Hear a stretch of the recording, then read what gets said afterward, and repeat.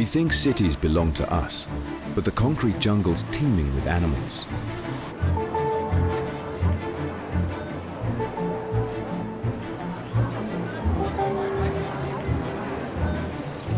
We make friends with some, but most go about their lives unseen.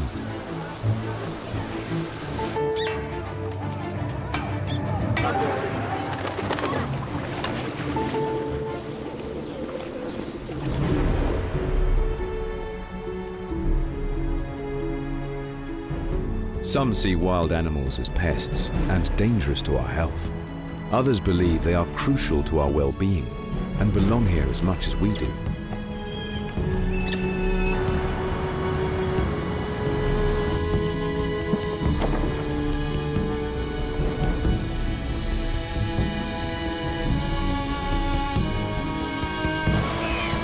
What is the truth about these street-smart city slickers? And how do they get by in the urban jungle?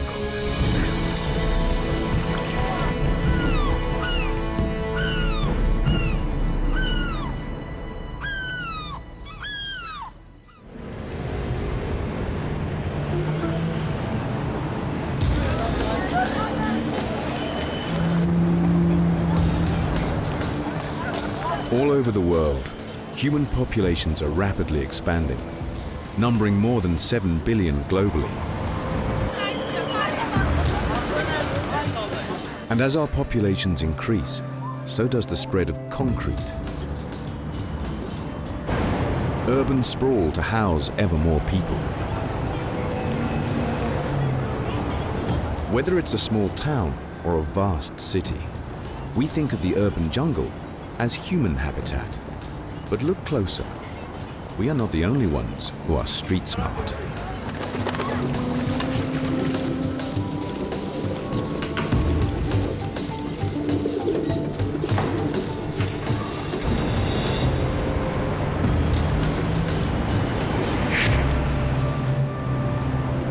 Capital of Japan.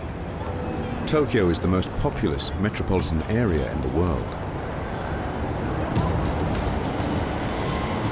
The Greater Tokyo Area, or prefecture, houses nearly 40 million people. In fact, Japan has one of the world's largest populations, 126 million people, all living on a relatively small island chain.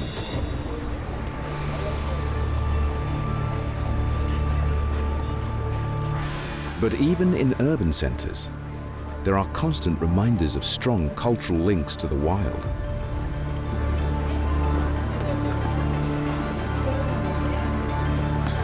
People are not the only ones to flock to heritage sites.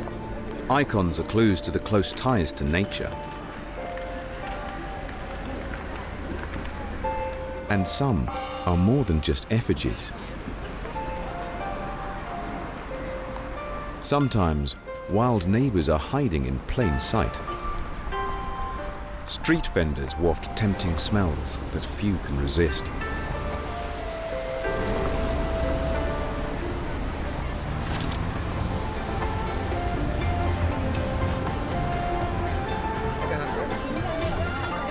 And with a bit of fancy footwork, everyone can enjoy a picnic.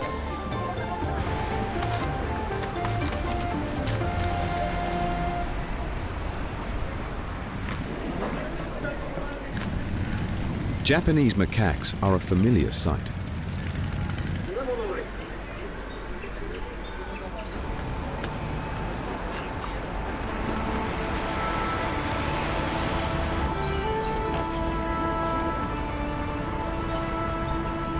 On the fringes of cities, they find quieter spaces to add greens to their junk food diets and raise their families in relative safety.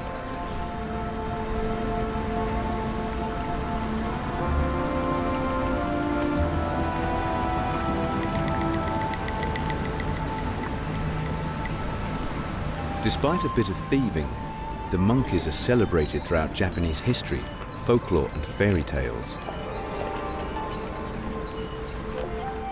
These urbanites can attract quite a crowd.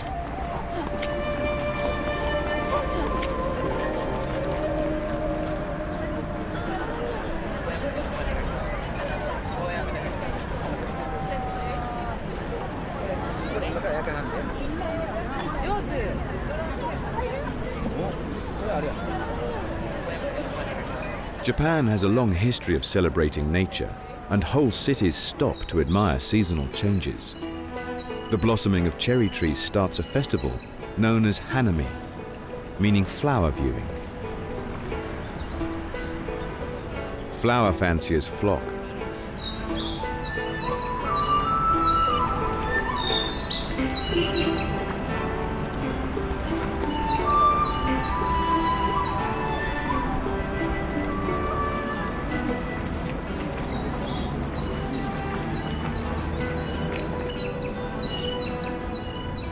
Drainage canals that run through the cities are home to one of the nation's most valued animal icons, carp.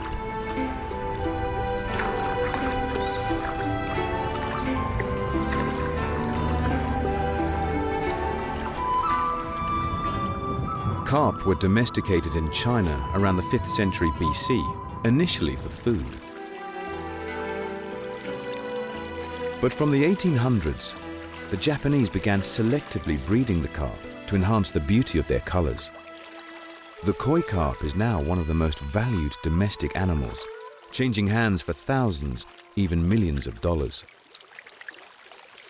For many, they're not treasured for their value, but for the pleasure and beauty they can bring to an urban life. On the other side of the world, another city reveals its wilder side. The second largest city in Germany, with the biggest port, Hamburg is a sprawling metropolis. Nearly 2 million people live in the city centre, but there are many other residents. Among the movers and shakers, there's one that leaves all others in the dust.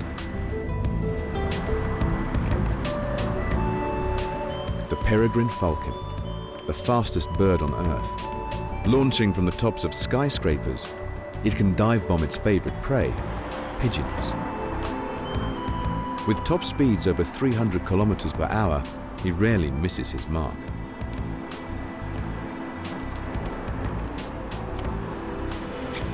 Like the pigeons he feeds on, he regards the cityscape as part of his habitat, with tall buildings replacing cliffs, the perfect place for him to nest.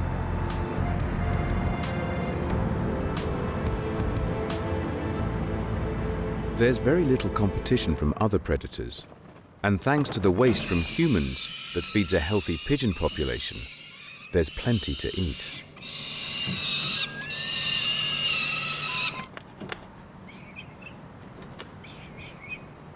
Tall buildings like flats and church towers offer safe platforms where peregrines can raise their young, high, out of reach of any threat.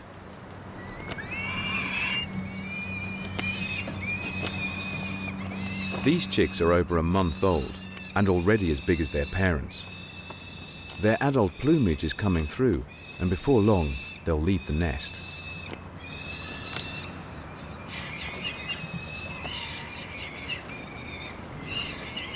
The parents will continue to feed them for several months until they're ready to set out and look for territories of their own.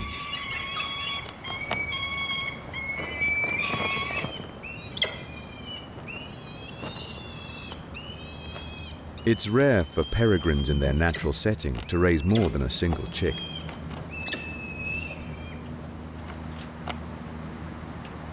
The 4 healthy youngsters in this nest illustrate just how prosperous life can be in the city.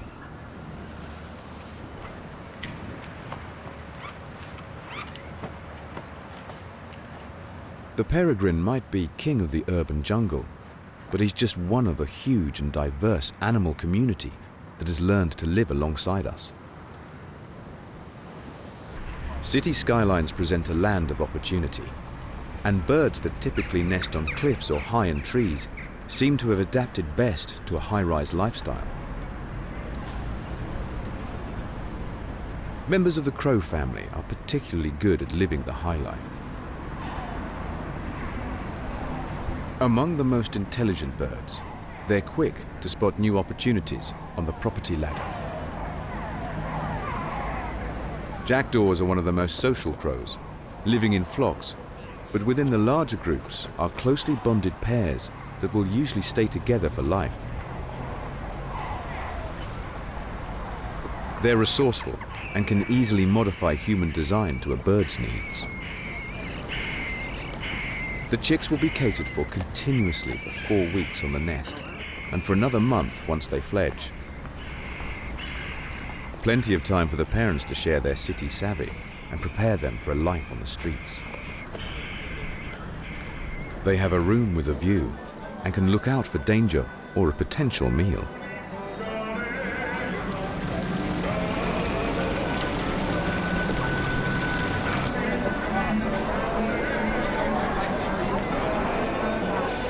Wherever there are people, opportunities abound.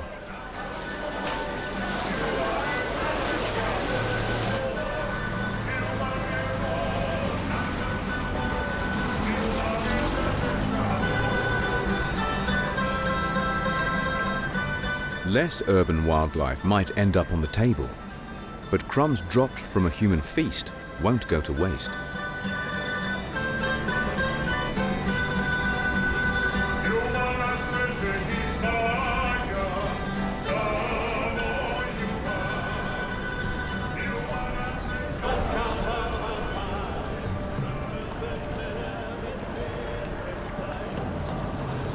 The jackdaw's high-rise apartment is shared with a family of kestrels.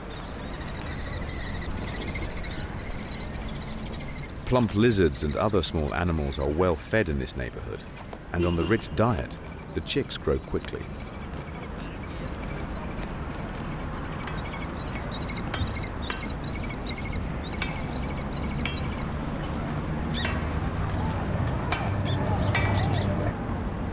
Kestrels hunt only little creatures, and crows are off the menu. So domestic disputes are rare. But nonetheless, the jackdaws are always keen to escort the kestrels out of their airspace, just in case.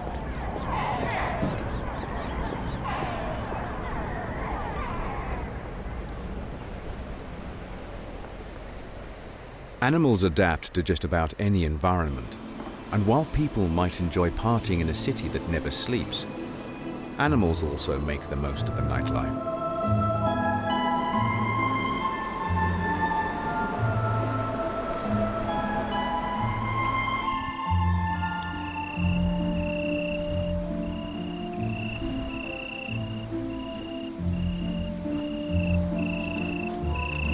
Insects search for mates, while people enjoy the romantic atmosphere. When darkness descends, there's a whole community that takes to the streets. Bats traditionally roost in the hollows of rotting trees, but they've adapted well to the warm, dry spaces in the roofs of buildings. They want to make sure they look good before they hit the town. The grooming is important to keep them in good health, but moreover, to keep their delicate wing membranes in tip-top condition. They have poor eyesight, but with a life spent in the dark, it's no real loss. By day, they are just hanging around, but as the lights go out downstairs, they're ready to party. They make up for their lack of vision with their own amazing form of sonar, squeaking out high-pitched calls and listening to echoes returning from anything in their path. Millions of bats squeak their way over the city by night, but we rarely hear them. That's because their piercing cries are such high frequency that they're beyond our hearing range. The blasts of sound enable them to pick out insects in the night sky, which they catch with incredible aerial acrobatics. Cities are fantastic places for them to eat out. Streetlights draw insects, creating a concentration of food, an all-you-can-eat buffet for bats. In the shadows below, another nocturnal predator is on the move. Hedgehogs enjoy roaming parks and gardens, munching on slugs and other creepy crawlies. garden sheds and empty warehouses offer warm, dry corners where they can hide away during the day or curl up to sleep through winter. Sadly, they are rarely seen by people unless they have fallen foul of traffic. But for a cat on its nightly rounds, it's a familiar sight.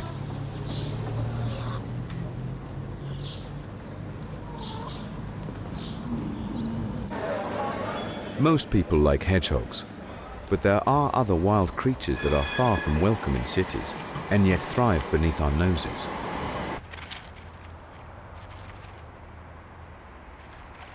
Brown rats are one of the most widespread and common of all mammals.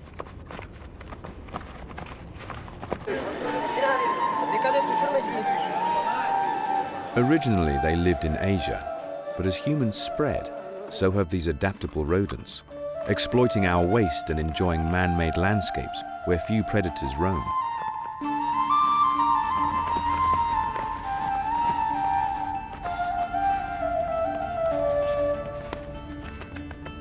Rats can have up to 14 pups in a litter and produce a litter 5 times a year, so it doesn't take long for them to outgrow their homes.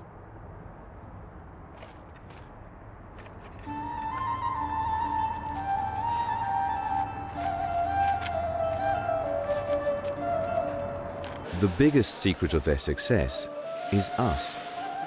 Humans are not the tidiest creatures, and our waste is their wealth. Spillage from the colourful markets of Istanbul provide manna from heaven. While a rat can skulk about unseen in the shadows, some city dwellers are harder to miss. The suburbs of Berlin have become a playground for some heavyweight hogs. As the lights go out, there are residents ready to make pigs of themselves.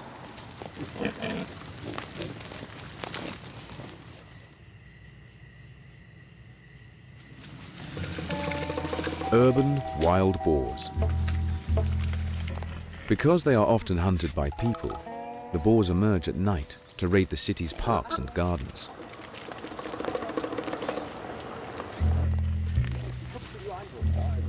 They travel in sounders, small groups of females and their young. They're not the easiest neighbors to live with. They eat just about anything, from fruit to carrion. They use their powerful snouts to rummage, turning over topsoil to look for bulbs or grubs underneath, and in just a few hours can destroy a lawn.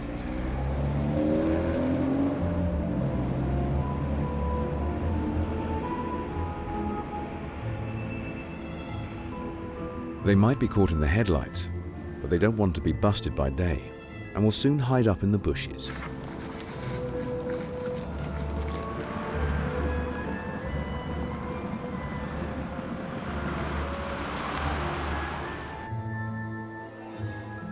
City bats also return to their beds before sunrise, out of sight before humans open their bleary eyes.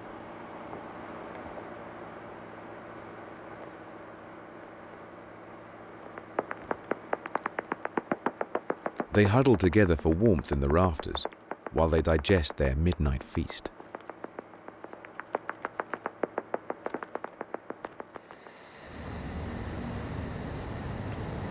Dawn catches a few night thieves red-handed. In busy areas, rats can become accustomed to people and are quite brazen.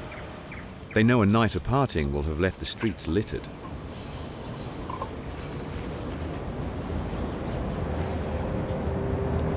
And they're not the only ones wanting to take out the trash.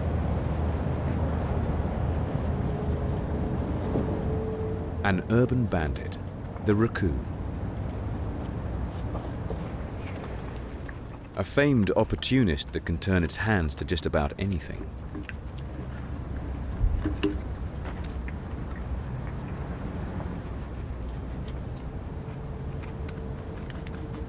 But gradually the human population begins to stir, and it's time for criminal creatures to make tracks.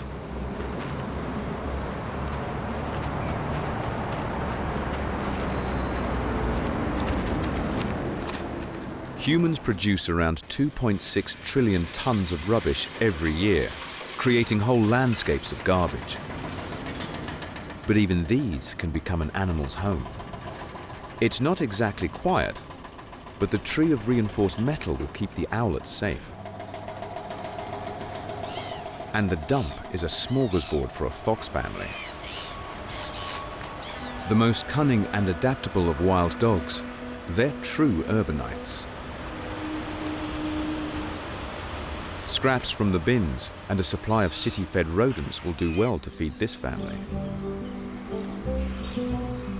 For nearly 100 years, foxes have been steadily infiltrating urban areas and are now often more numerous in cities than in the countryside.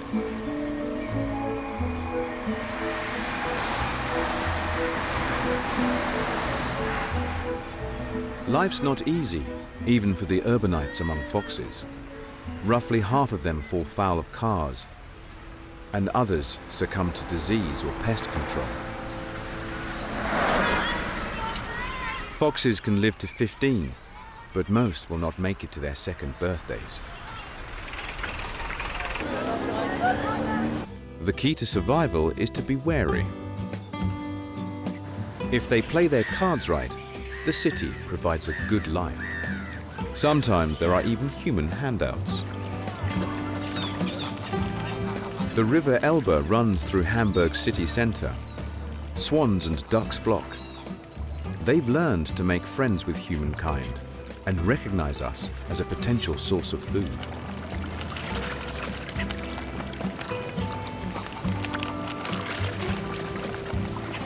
While some animals adapt well to life in the metropolis, others prefer to stay on the fringes, favouring city parks and river banks, green edges that line our concrete homes. Most of the world's great cities are located on rivers, traditionally offering a way of transporting goods to the community, but now valued as a playground and leisure landscape. The residents of Hamburg enjoy their proximity to Lake Alster. But of course, they're not the only species to enjoy it. While people are messing about on the water, a mute swan tends her nest. Cities are usually great places for wildlife because there are very few predators. But that is not always the case. A polecat is on the prowl. Despite a fearsome reputation, this cousin of stoats and ferrets isn't big enough to tackle a swan. But a born opportunist, she's quick to spot an abandoned egg. Perhaps it was infertile and kicked out of the nest. It feeds the polecat and keeps her off the swan's back.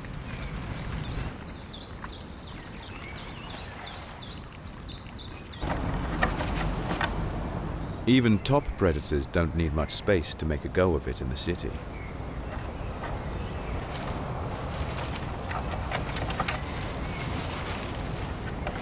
A maintenance shed protects her family as they grow. Though they'll eat just about anything, it's the city's abundant rodent population that keeps them well fed. The precocious youngsters explore everything. It's partly this bold, curious nature that makes them ideal city slickers.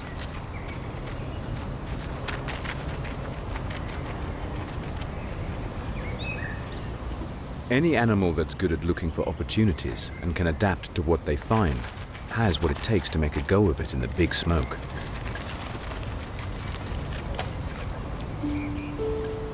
The urban animals live cheek to cheek with the human residents, though people aren't always aware of just how many wild neighbors they have.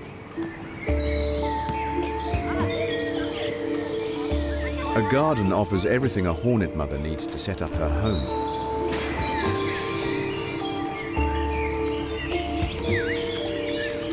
She carefully collects small strips of bark, chewing them to make a papery pulp.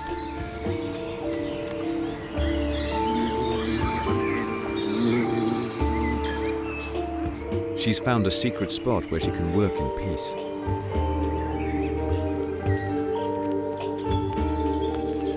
She's an artisan builder, sculpting the papier-mâché into a delicate shell.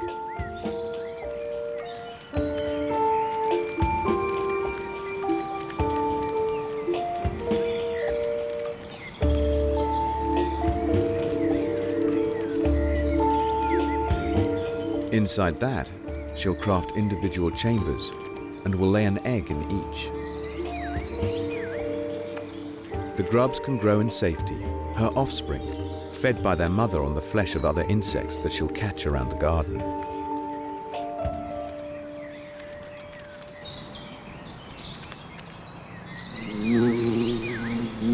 For urban animals and people alike, gardens are wonderful places to hang out.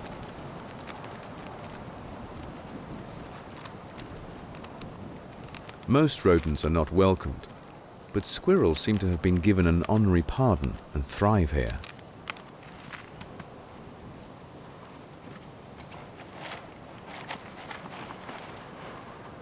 Bird feeders offer rich pickings for a light-handed red squirrel, but they don't have to resort to a life of petty theft.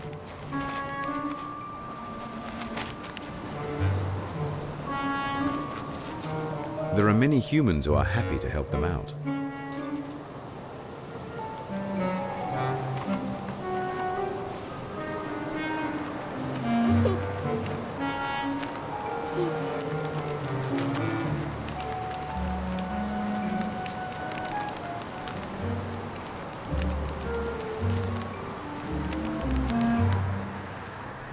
If you have a squirrel's charm, then city life can be pretty good.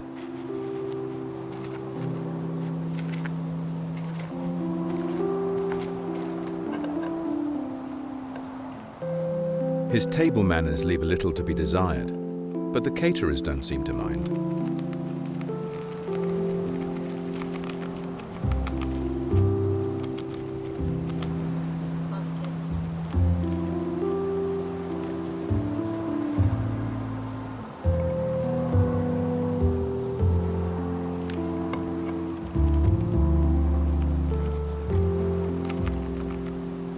Gardens are often planted with fruit trees, offering rich, sugary treats.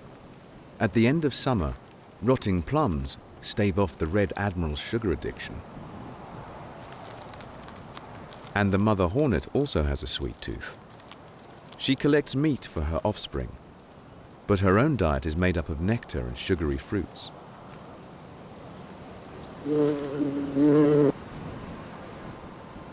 Her first batch of young have now completed their growth. They are all female, all workers. None will breed. Instead, they set out expanding the home, creating more chambers where their mother can lay eggs, the foundations of a colony. By the end of summer, the colony could employ 700 workers. Other insects are busy in the garden. Honeybees move from flower to flower, gathering pollen to transport back to their colony. Bee swarms are not always welcomed in the garden, but there are some people who actively seek them out. This cluster will form the foundations of a hive.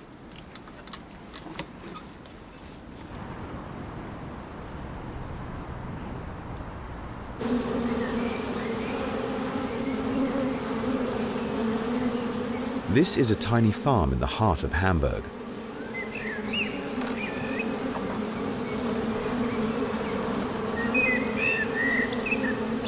The bees will range all over the urban landscape to find flower beds and gardens, where they can collect pollen and return it to their nest.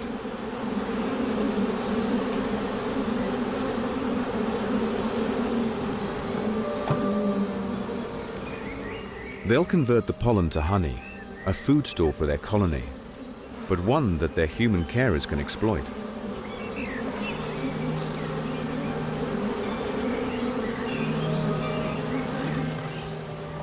The colony works tirelessly to keep the larder stocked up.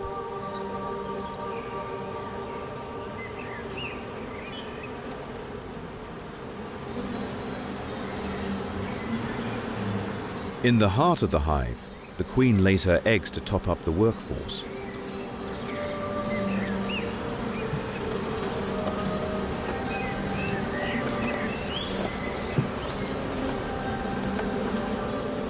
The bees will never stop in their daily pursuit of food. Like typical city workers, they have joined the rat race, a fast-paced lifestyle.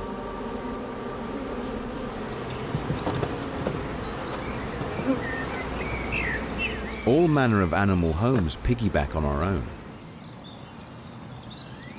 A window ledge has been modified by another animal architect and now supports a clutch of blackbird chicks.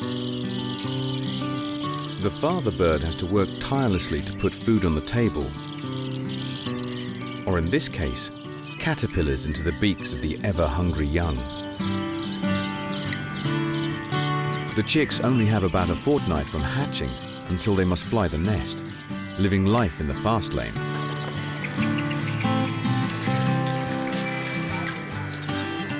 There's nothing better than a lazy lunch in a pub garden, whether sipping nectar or something stronger.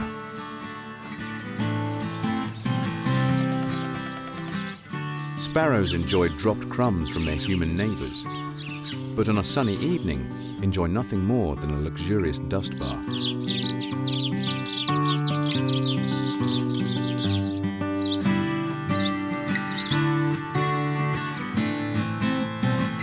The fine particles of sand will work their way deep into the feathers, absorbing any excess oils that might clog the feathers, and exfoliating, rubbing off dead skin and parasites.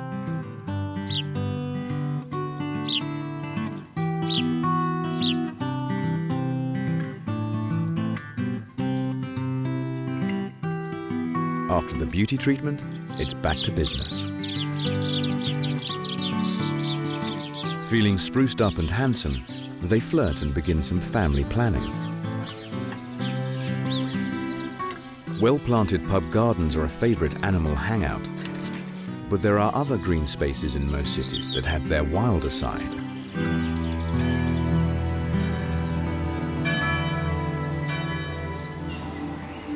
The resting place of people is usually undisturbed, making a graveyard an ideal place for shyer animals to set up home.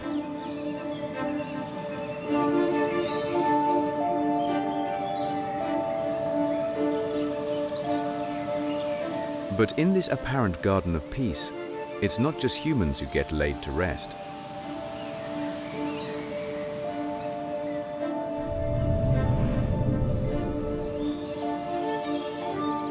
Rats are at the bottom of the food chain and are nervous about being caught out in broad daylight.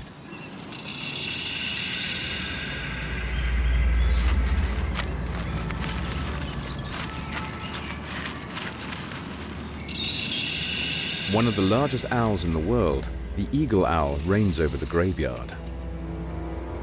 With her amazing eyesight and hearing, she doesn't miss a trick.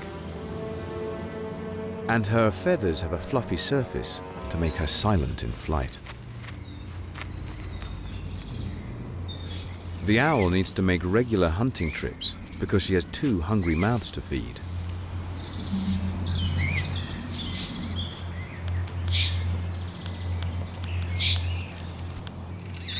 She just needs to be patient and wait for the rat to break cover.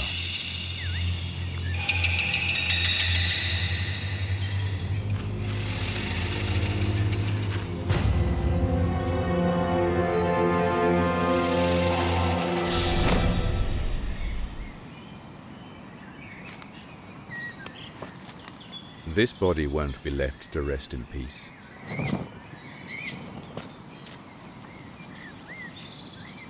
Whichever of the chicks is most persuasive will win the meal.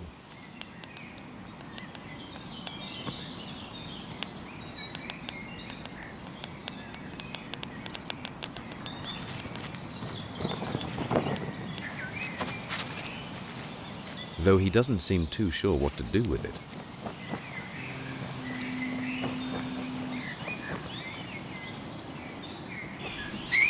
The other chick needn't worry.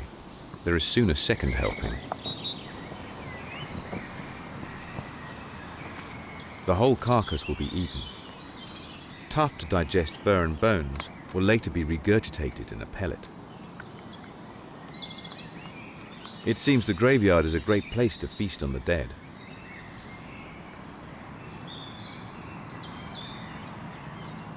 Eagle owls are relatively new faces in the city, but given a bit of space, seem to settle right in. Though they might be some of the noisiest parts of the city, Railway embankments are also great wildlife refuges that run through the centre of urban developments.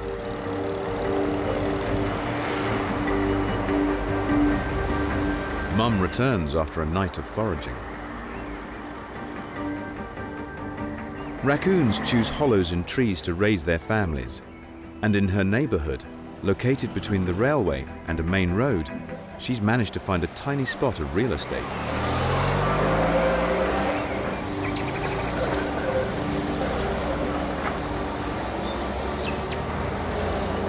Compared to their wild cousins, urban raccoons can live in much smaller territories. Here, her clan can relax and enjoy family time in safety.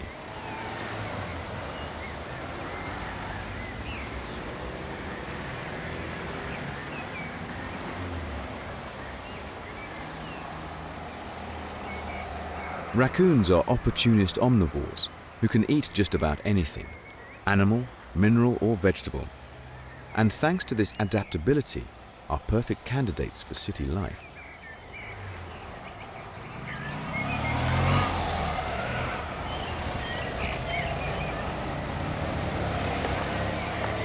Living in a high-rise means that before the pups can run riot on the street, they must master parkour. After tree climbing, a cityscape will be easy.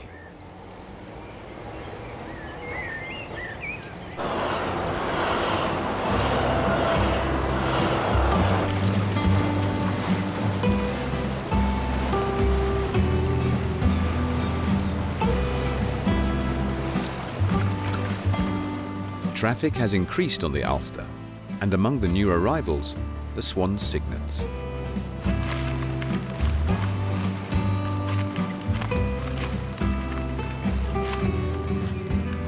After fighting free of their shells, the cygnets need rest, time to allow their soggy down to dry out.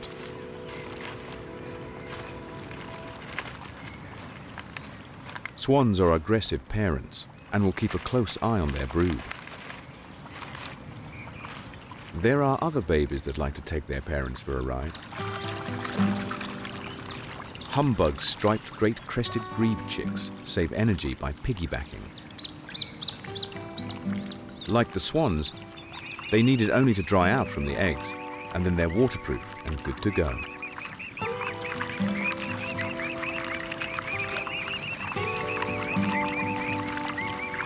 The cygnets take straight to life on the water and can feed themselves from day one.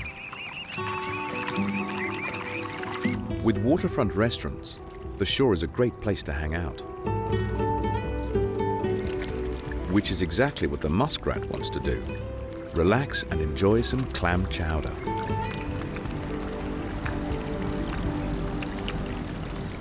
But it's not always easy to find peace and quiet in the city.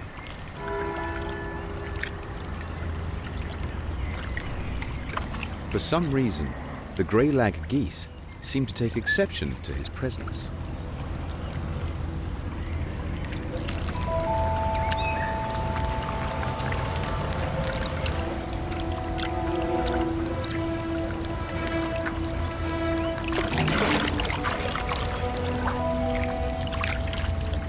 At first, he politely ignores them, but they're determined to make their point.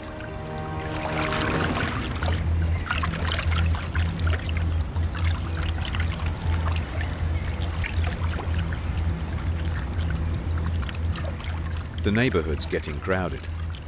Perhaps it's time to move. Of course, wildlife can't have the city all to itself, and getting from A to B can be challenging around their large two-legged or four-wheeled neighbors. Many lives are lost to the traffic, especially when new roads are built through traditional habitats or migration routes.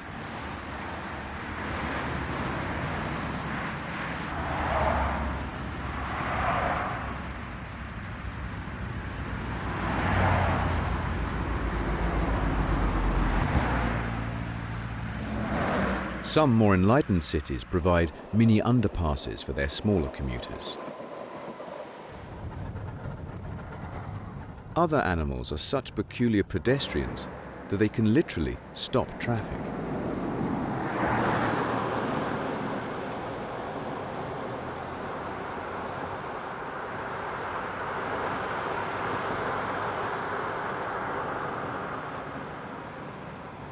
Of course, known wildlife hotspots can draw a crowd.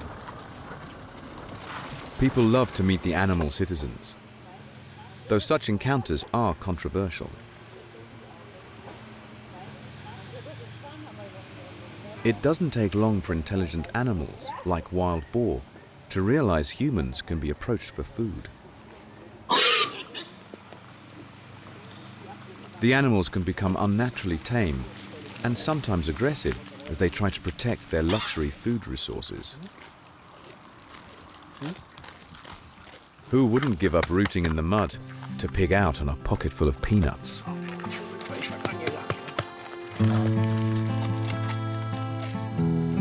And of course, bad habits can be passed on from adults to offspring, breeding a whole generation of junk food junkies.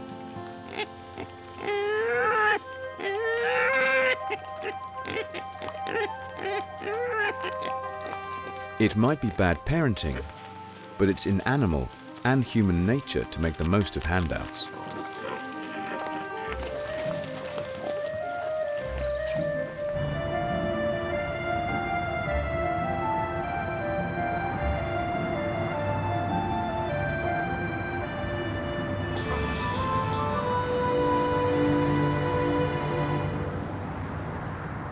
Waterways are the heart and soul of the city, for creatures of all walks of life.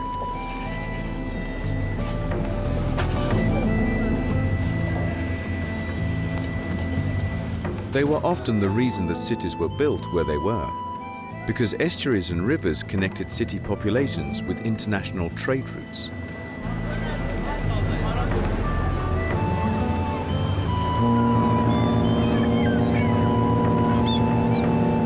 Huge industrial ports seem like concrete deserts, not jungle, barren landscapes where no living thing can thrive. But because few people venture there, they can become sanctuaries to wildlife. Factories and power plants are often frowned upon for their polluting output. But strangely, even they can benefit animals.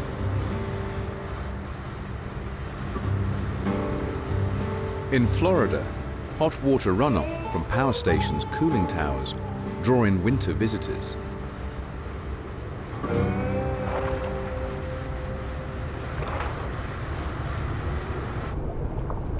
A manatee and her calf enjoy a break from the cold by bathing in the factory's waste.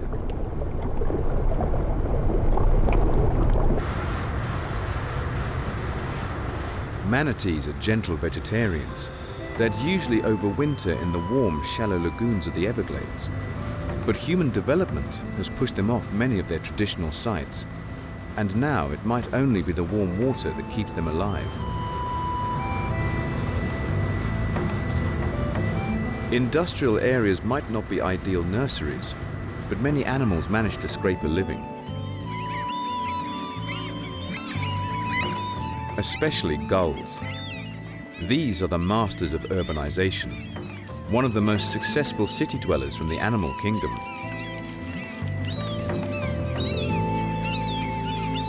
Traditionally, they nest on bare, exposed islands, places out of reach of predators, and large open patches of concrete or wasteland are no different. They're fenced and provide big flat areas where colonies can form. Of course, they are not always peaceful or stress-free.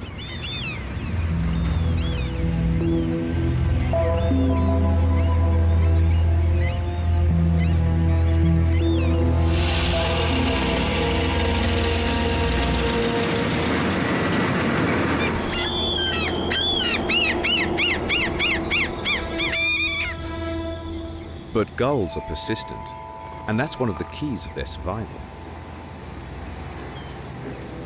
They're adaptable and can eat just about anything, but also observant and are getting to understand human behavior.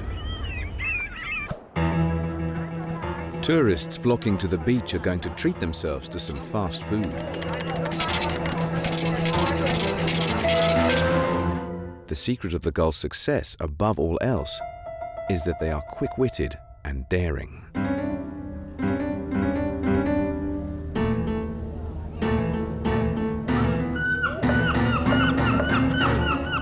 It's survival of the fittest, and bold birds rule.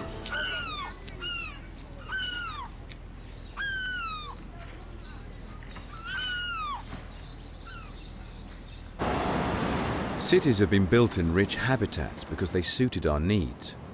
But in the same way we're attracted to the locations, animals are too. And just as we adapt to an ever more urban environment, so do they.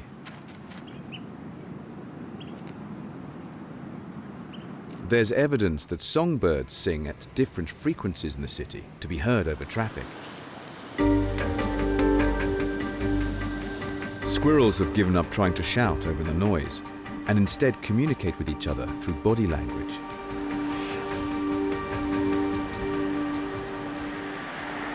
And it's even thought that mice and voles might have bigger brains in cities because they need to think fast to survive the rat race.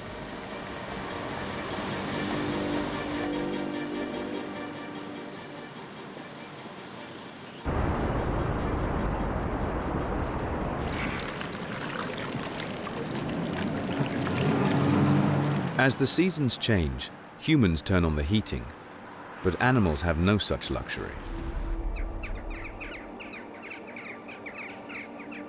The jackdaw chicks are now fully grown and will join their parents in winter roosts where they can huddle together for warmth.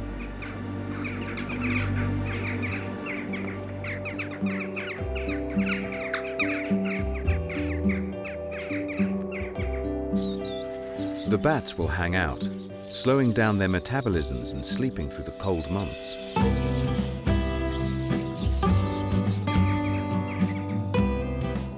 People don't always embrace urban wildlife, but we benefit from them in many ways. Bats and wasps control the number of insects that would bite us or damage our property. Foxes and birds of prey help to control populations of rodents, pigeons and other creatures we consider pests.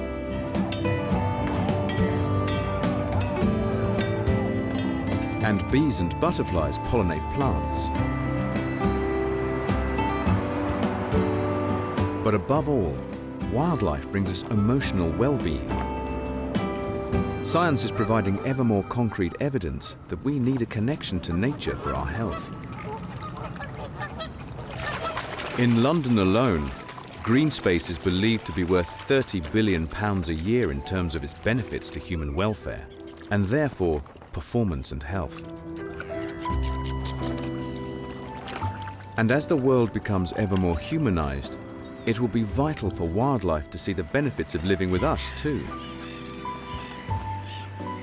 Cities can provide well for animals that are willing and able to adapt. And once we get to know each other, great relationships can benefit both parties. Perhaps the reason we feed wildlife is because we have a subconscious need to be close to nature. We are animals.